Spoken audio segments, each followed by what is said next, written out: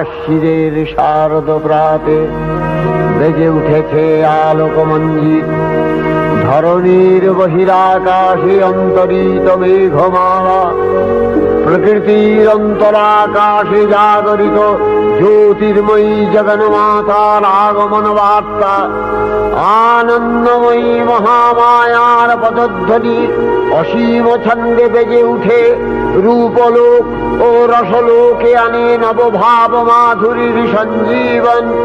তাই আনন্দিতা শ্যামলী মাতৃকার চিন্ময়ীকে মৃন্ময়ীতে আবাহন। আজ চিৎশক্তি রূপিণী বিশ্বজননীর শারদশ্রী বিমণ্ডিতা